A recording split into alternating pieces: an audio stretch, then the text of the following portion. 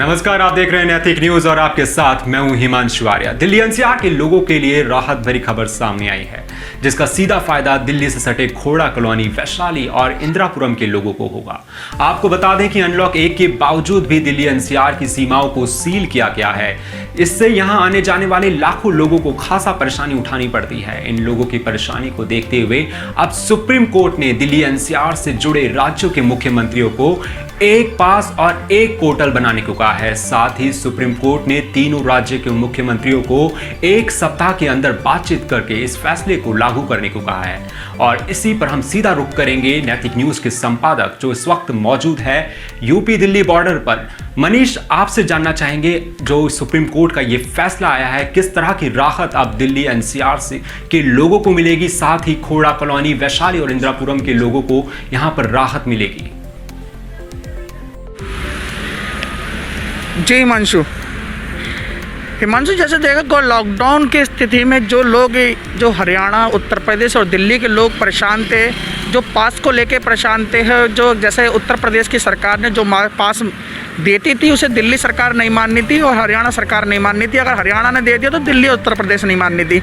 इन्हीं सब चीज़ों को लेकर सुप्रीम कोर्ट ने एक आदेश दिए हैं कि तीनों सरकार आपस में बैठ के मीटिंग करे और एक स्कीम तैयार करे या एक पोर्टल तैयार करे, जिसके माध्यम से जो तीनों से स्टेटों की जनता है उनको पास मान्य कराए। और अगर एक स्टेट उस पोर्टल के माध्यम से पास देती है तो वो तीनों स्टेटों में मान्य होने चाहिए। सुप्रीम कोर्ट ने इसके लिए एक हफ्ते का समय दिया है।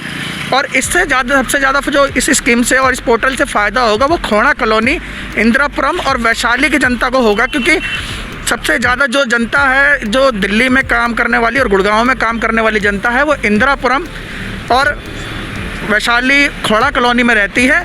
और इसके माध्यम से सबसे ज़्यादा फ़ायदा इन्हीं को होगा, क्योंकि आने जाने में सबसे ज़्यादा परेशानी इनको हो रही थी और जो पास थे इनको उपलब्ध नहीं हो पाते थे। अगर उत्तर प्रदेश से ले लिया है तो दिल्ली नहीं मानती थी और दिल्ली ने दे दिया तो उत्तर प्रदेश नहीं मानती थी।